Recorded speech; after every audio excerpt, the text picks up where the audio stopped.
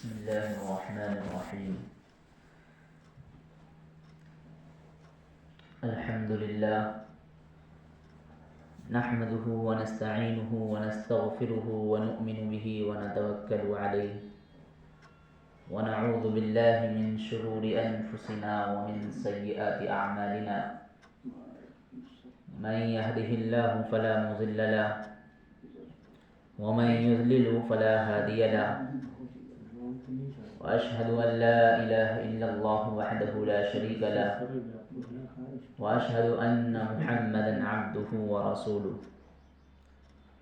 قال الله تبارك وتعالى في كلامه المجيد والفرقان الحميد: إنا أنزلناه في ليلة القدر وما أدراك ما ليلة القدر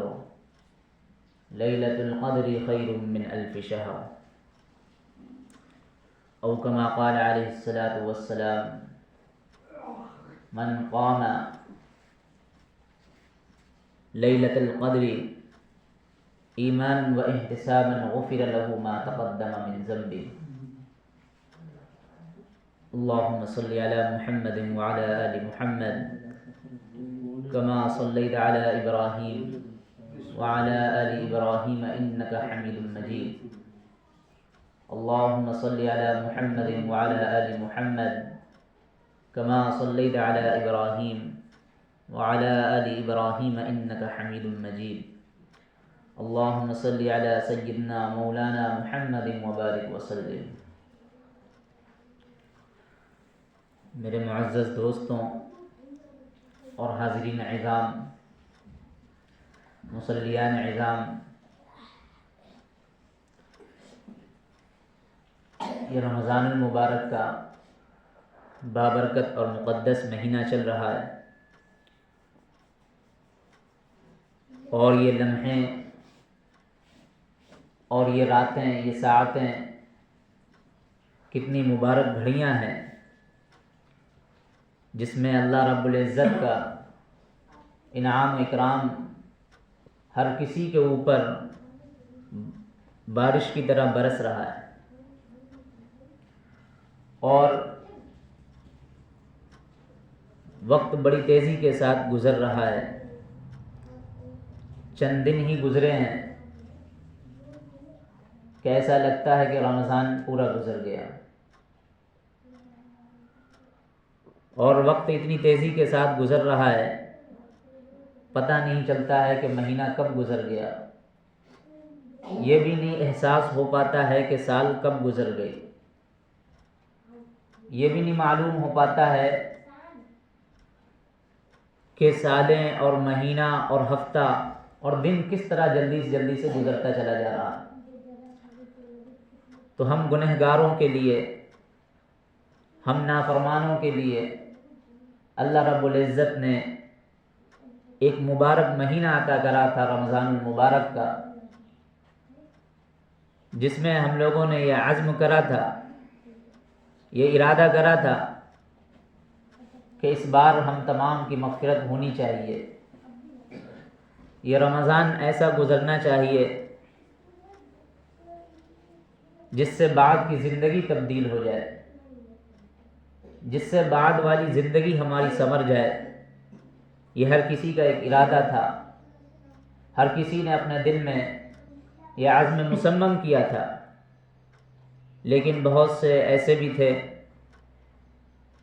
جنہیں اپنی بخشش کی، اپنی مغفرت کی کوئی فکر نہ تھی. جس طرح ان کے زندگی کے اور دن گزر رہے تھے، اسی طرح انہوں نے اس رمضان کو بھی گزار دیا. میرے عزیز ساتھیوں، یہ رمضان المبارک کا دوسرا عشرہ اپنے اختتام پر ہے. پہلا عشرہ جو کہ رحمت کا عشرہ ہے، جس میں اللہ رب العزت کی رحمت برستی ہے، اور یہ دوسرا عشرہ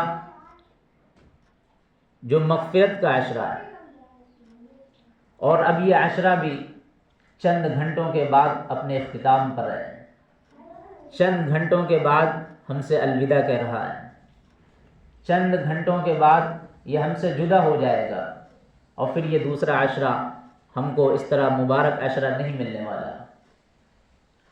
اور اس کے بعد تیسرے عشرے کا ایک آغاز ہونے جا رہا ہے، جو کہ جہنم سے خلاصی کا عشرہ ہے، جس میں اللہ رب العزت ہر روز نہ جانے کتنے جہنمیوں کو جہنم سے رہا کرتے ہیں اس رمضان المبارک کی برکت سے،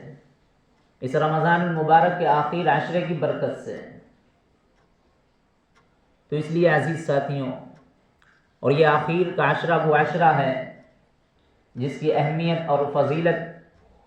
کے لیے یہی کافی ہو جاتا ہے کہ اسی عشرے میں شب قدر جیسی مبارک راتیں ہیں، لیلۃ القدر جیسی مبارک لیل ہیں، شب قدر جیسی مبارک گھڑیاں ہیں اسی آخر کے عشرے میں۔ اور ان مبارک راتوں کی فضیلت اور اس کی اہمیت اور اس کی عظمت کے لیے صرف اتنا کافی ہے کہ جیسا کہ قرآن یوں گویا ہے، انا انزلناہ فی لیلۃ القدر، کہ اللہ رب العزت نے اپنی مبارک اپنا مقدس کلام پاک کو جو نازل کرا وہ کسی اور مہینے کا انتخاب نہیں کرا، بلکہ رمضان المبارک مقدس جیسے مہینے کو چنا، اور رمضان المبارک مقدس جیسے مہینے میں بھی ان گھڑیوں کو چنا، ان راتوں کو چنا جو لیلۃ القدر ہے۔ انا انزلناہ فی لیلۃ القدر، ہم نے اس قرآن مجید کو، ہم نے اس فرقان حمید کو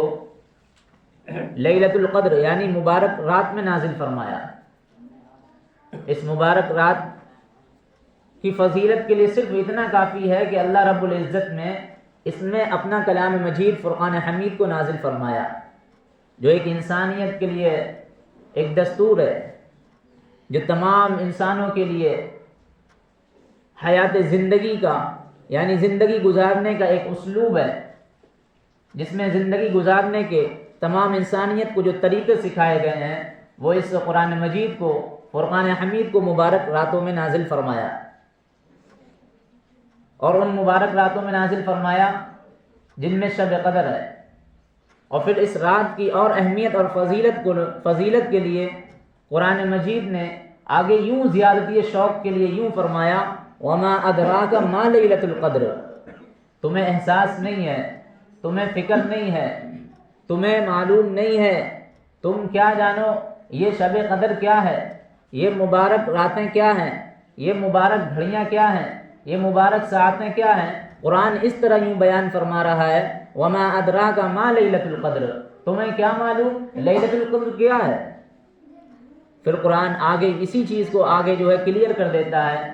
لیلۃ القدر خیر من الف شہر، کہ یہ وہ راتیں ہیں جو 1000 مہینوں سے افضل ہیں۔ یعنی جس بندے کو اگر یہ رات میسر آ جائے، جو یہ بندہ اللہ کی عبادت میں، اللہ کی ریاضت میں اس رات کو گزار دے، اس رات کو کاٹ دے، تو اس کو نہ جانے کتنے مہینوں کا ثواب مل گیا، نہ جانے کتنے 1000 مہینوں کی راتوں کے بقدر اس کو ثواب مل جاتا ہے۔ شاید اس کی زندگی اس کے برابر نہیں ہے، بلکہ شاید نہیں، حقیقتاً اس کی زندگی اس کے برابر نہیں۔ تو میرے عزیز ساتھیوں، یہ قرآن بیان فرما رہا ہے لیلۃ القدر خیر من الف شہر، کہ جو قرآن مجید کو ہم نے نازل کرا وہ مبارک رات میں نازل کرا، اور مبارک رات ایسی مبارک ہے کہ اس کو 1000 مہینوں سے بھی 1000 مہینوں کی راتوں پر اس کو افضلیت اور برتریت حاصل ہے۔ یہ وہ مبارک راتیں ہیں۔ ہمیں چاہیے کہ ہم ان مبارک راتوں کو پانے کی کوشش کریں، اس کی جستجو میں رہیں، اس کی تلاش میں رہیں، اس کو جو ہے پانے کی کوشش میں لگے رہیں۔ کہیں اگر یہ عبادت ہم کو میسر ہو گئی، ہمارا کام بن جائے گا، ہماری بخشش ہو جائے گی، ہماری مغفرت کے پروانے ہم کو مل جائیں گے، ہم کو جو جہنم سے خلاصی کا تمغہ تھما دیا جائے گا اگر ہم اس رات میں اللہ کی عبادت اور اس کی ریاضت میں اپنے گناہوں کی معافی، اپنے گناہوں کی بخشش کروانے میں اگر ہم گزار دیں۔ میرے عزیز ساتھیوں، ایسے موقع پھر نہیں ملتے ہیں، ایسی راتیں پھر نہیں ملنے والی ہیں۔ یہ وہ رات آ رہی ہے، یہ آخر کا وہ عشرہ ہے جس میں لیلۃ القدر ہے، اور لیلۃ القدر جیسی وہ مبارک رات آ رہی ہے جس میں اللہ رب العزت آگے ارشاد فرما رہے ہیں لیلۃ القدر خیر من الف شہر تنزل الملائکہ، کہ یہ رات تو وہ ہے، یعنی یہ عام رات نہیں ہے، یہ ایک خاص رات ہے جس میں اللہ کا ایک خاص تجلی ہوتا ہے، اور ساتھ ساتھ میں یہ ایسی رات نہیں ہے بلکہ اس رات میں تو فرشتے اترتے ہیں، تنزل الملائکۃ والروح، اس میں جو تمام کے تمام فرشتے جو ہیں آسمان سے اس دنیا پر آتے ہیں، جتنے بھی لوگ اللہ کی عبادت میں اللہ کی ریاضت میں مشغول ہوتے ہیں، جو اپنے اللہ سے اپنے گناہوں کی معافی طلب کر رہے ہوتے ہیں، اپنے گناہوں کی بخشش کروانے کے لیے اللہ کے سامنے گڑ گڑا رہے ہوتے ہیں، اللہ کے سامنے سجدہ ریز ہوتے ہیں، اللہ کے سامنے اپنی جبین کو، اپنی پیشانی کو اس کے سامنے رگڑ کر کے اس کے سامنے دعا مانگ رہے ہوتے ہیں، اللہ رب العزت ایسے لوگوں کے لیے رات میں فرشتوں کو اتار دیتا ہے، تنزل الملائکۃ والروح، اس میں تو فرشتے اترتے ہیں۔ آپ جانتے ہیں یہ فرشتے کس لیے اترتے ہیں؟ یہ سلامتی کی دعا کرنے کے لیے اتر رہے ہیں، تاکہ دیکھا جا کر کے کون اللہ کی عبادت میں ہے، کون اللہ کی عبادت میں لگا ہوا ہے، کون اللہ کی ریاضت میں لگا ہوا ہے، کس کو اللہ کی عبادت کی فکر ہے، وہ جو مبارک راتوں کی فکر میں ہے، جو تلاش میں ہے، جو اللہ کے قریب ہونے کی فکر میں ہے، اس کے لیے وہ سلامتی کی دعا کرتے ہیں کہ تمہارے اوپر سلامتی ہو۔ یہ فرشتے دعا کرنے آتے ہیں، اور ایک ٹائم وہ تھا کہ یہ فرشتے جو ہے جب ہم انسانوں کی پیدائش ہو رہی تھی، جب ہم انسانوں کی تخلیق ہو رہی تھی، جب اللہ رب العزت ہم انسانوں کو بنانے جا رہا تھا، تو یہ فرشتے ایسے چڑھا کر کے بول رہے تھے کہ آپ اللہ رب العزت ایسی مخلوق کو پیدا کرنے جا رہے ہیں جو زمین میں فساد پھیلائیں گے، جو زمین میں خون خرابہ کریں گے، جو تیری نافرمانی کریں گے، جو تیرے احکام کو توڑیں گے، جو تیری معصیت میں مبتلا رہیں گے، تو ایسے لوگوں کو پیدا کرنے جا رہا۔ یہ فرشتے جو ہے اس وقت اللہ کے سامنے اپنی ایک غرور میں، ایک تکبر کے انداز میں یہ اپنی بات پیش فرما رہے تھے۔ تو اللہ رب العزت نے کیا فرمایا تھا؟ کہا ہم جو جانتے ہیں وہ تم نہیں جانتے، جو ہمیں معلوم ہے اتنا تمہیں نہیں معلوم ہے، آخر ہم نے بھی تمہیں کو پیدا کیا ہے، تمہارا بھی کوئی خالق ہم ہی ہے، تمہارا پیدا کرنے والا ہم ہی ہے، تمہیں نہیں معلوم ہے جو ہمیں معلوم ہے۔ وہ آیت ہے نا وَإِذْ قَالَ رَبُّكَ لِلْمَلَائِكَةِ إِنِّي جَاعِلٌ فِي الْأَرْضِ خَلِيفَةً قَالُوا وَتَجْعَلُ فِيهَا مَن يُفْسِدُ فِيهَا وَيَسْفِكُ الدِّمَاءَ وَنَحْنُ نُسَبِّحُ بِحَمْدِكَ وَنُقَدِّسُ لَكَ۔ فرشتے تو کہنے لگے تھے اللہ رب العزت ایسے لوگوں کو پیدا کر رہا ہے جو خون خرابہ کریں گے، جو تیرے احکام کی نافرمانی کریں گے، بلکہ ہم ہی کافی ہیں، ہم تیری عبادت کے لیے نحن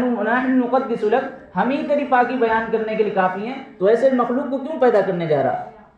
یہ فرشتوں کا حال تھا اس وقت کا۔ اور یہ جب مبارک راتیں آئیں، مبارک ساعتیں آئیں، تو یہی فرشتے آج دیکھ لیں جو اللہ کی عبادت میں، اللہ کی ریاضت میں، یعنی شب قدر کی تلاش میں ہے، شب قدر کی جستجو میں ہے، شب قدر کو پانے کی کوشش میں ہے، شب قدر کی فکر میں ہے، شب قدر کی انہماک میں ہے، آج اسی کے لیے یہ فرشتے آسمان سے اتر رہے ہیں، آسمان دنیا سے اتر کر کے زمین پر آ رہے ہیں، اور ایسے لوگوں کے لیے دعا کر رہے ہیں۔ تنزل الملائکۃ والروح فیہا بإذن ربہم من کل امر، اللہ کے احکام لے کر کے آتے ہیں، اللہ کی اجازت سے سارے کے سارے احکام، جو کچھ ہونے والا ہے اور جو کچھ ہوگا وہ سارے کے سارے مقدرات میں لکھے جاتے ہیں، انہی راتوں میں سارے فیصلے ہوتے ہیں۔ سلام ہی حتی مطلع الفجر، اور ایسا نہیں ہے یہ رات میں کسی خاص چند گھنٹے میں یہ ساری چیزیں میسر ہوتی ہیں، بلکہ یہ وہ سورج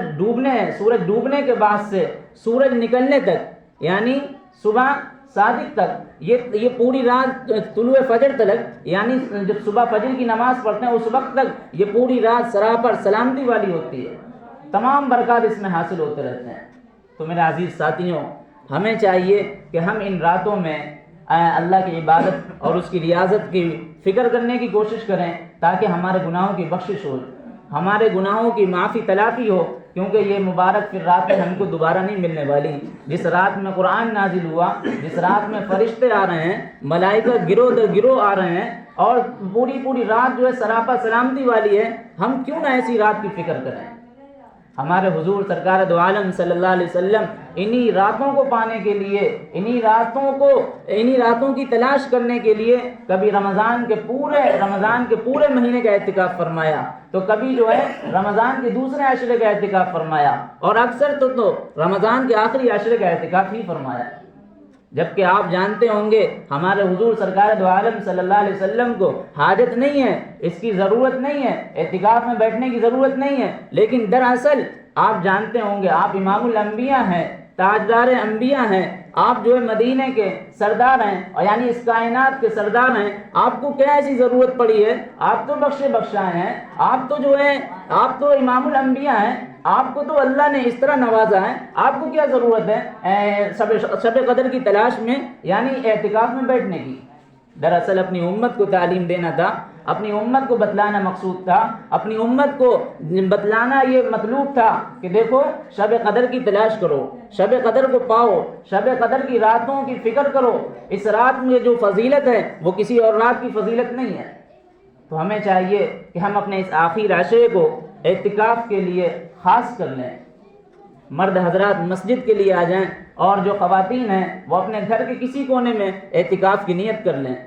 کیونکہ اعتکاف ہی ایک مؤثر اور بہترین اور منظم ذریعہ ہے جس میں ہم شب قدر کو پا سکتے ہیں، جس میں ہم شب قدر کو تلاش کر سکتے ہیں، ورنہ اس کے علاوہ کوئی اور ایسا بہترین منظم مؤثر ذریعہ نہیں ہے۔ تو میرے عزیز ساتھیوں، ہمارے حضور سرکار دو عالم صلی اللہ علیہ وسلم برابر جو ہے رمضان کے آخری عشرے میں اعتکاف کیا کرتے تھے۔ ہمیں چاہیے کہ ہم بھی جو ہے رمضان المبارک کے آخری عشرے میں اعتکاف کی نیت سے بیٹھ جائیں، جو کہ 10 دن کا اعتکاف ہوتا ہے، یعنی آج سے آپ یہ سمجھیں، آج جو چاند نکلے گا، چاند ظاہر ہونے کے بعد جو 29 یا 30 جو بھی ہوگا اور چاند وہاں پر ظاہر ہوگا، اس دن تک ہم کو اعتکاف میں رہنا ہے۔ تو اس لیے عزیز ساتھیوں، وقت کی کمی ہے، ہم چاہتے ہیں کہ آپ حضرات کے سامنے صرف اتنی سی بات رکھیں کہ ہمیں زیادہ سے زیادہ اللہ کی عبادت کرنی چاہیے اور اللہ کی ریاضت میں لگنا چاہیے، اور یہ رمضان ہماری تبدیلی کا رمضان ہونا چاہیے۔ یہ رمضان ہم اس طرح گزار دیں کہ آگے آنے والی زندگی ہے اس میں ہماری زندگی بدل جائے، اس کے برکات اور ثمرات اس آنے والی زندگی میں بھی ہم کو حاصل ہو جائیں۔ بزرگوں کا کہنا ہے کہ جس کی زندگیوں میں یعنی رمضان ملنے کے بعد بھی جس کی زندگیوں میں کوئی تبدیلی واقع نہیں ہوتی ہے، وہ ساری سال اس کی زندگیوں میں تبدیلی نہیں آ سکتی ہے۔ تو میرے عزیز ساتھیوں، ہمیں چاہیے کہ ہم رمضان کی فکر کریں، رمضان کی قدر کریں، اور جن حضرات کے پاس زکوٰۃ ہے اور جو صاحب نصاب ہیں وہ بھی جو ہے جا کر کے جلد سے جلد جو ہے اپنی جو ہے ادائیگی کریں، زکوٰۃ کی ادائیگی سے اپنے آپ کو سبکدوش کریں، کیونکہ یہ ایک غریبوں کا حق ہے، مسکینوں کا حق ہے، محتاجوں کا حق ہے۔ اس لیے ایسا نہیں ہے کہ یہ ہمارے لیے ہونا چاہیے، یہ غریبوں کا، یہ اللہ کا بنایا ہوا ایک نظام ہے، اللہ کا بنایا ہوا ایک قانون ہے۔ ہمیں چاہیے کہ ہم اپنے مفتیان کرام، علماء کرام سے سارے کے سارے جس طرح کے ہمارے مسائل ہیں، جس طرح کا ہمارا کاروبار ہے، اور جو چیزیں ہمارے پاس ہیں ان کے سامنے رکھ کر کے پورا مسئلہ پوچھ لیں، کیونکہ یہ پوچھنا ہمارے لیے ضروری ہو جاتا ہے۔ دیکھو یاد رکھو، حدیث میں آتا ہے کہ اپنے مالوں کو زکوٰۃ کے ذریعے محفوظ کر لو،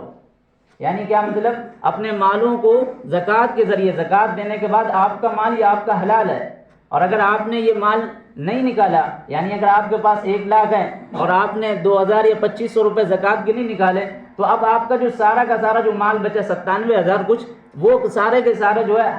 ناجائز اور حرام ہو جائیں گے۔ تو اس لیے عزیز ساتھیوں، ہم زکوٰۃ کی بھی ادائیگی کریں، اور جو بھی صاحب نصاب ہیں، اور اس کے علاوہ جو لوگ صاحب نصاب ہوتے ہیں زکوٰۃ کے، وہی لوگ جو ہے صدقہ فطر بھی ادا کرتے ہیں، تو ان کو چاہیے کہ وہ جلد سے جلد جو ہے عید آنے سے پہلے صدقہ فطر کی بھی ادائیگی کریں، اپنے علماء کرام، مفتیان کرام سے پوچھ لیں، کیونکہ آپ دیکھیں جب ہم لوگ جی ایس ٹی بھرنے جاتے ہیں تو وہاں کیا کرتے ہیں، ایک وکیل الگ سے اس کو متعین کرتے ہیں، کیونکہ وہ وکیل اس کا ماہر ہوتا ہے، وہ وکیل اس کو جانتا ہے۔ تو اس لیے ہمیں دین کے معاملے میں بھی ایسی جو ہے کوتاہی نہیں کرنی چاہیے کہ ہم خود سے اپنے آپ زکوٰۃ کی ادائیگی کر دیں، بلکہ سارے کے سارے مسئلے رکھیں، اور علماء کرام اور مفتیان کرام آپ کی رہنمائی فرمائیں گے۔ اللہ تعالیٰ ہم تمام لوگوں کو کہنے سننے سے زیادہ عمل کرنے کی توفیق عطا فرمائیں۔ اور ایک بات یہ بھی تھی کہ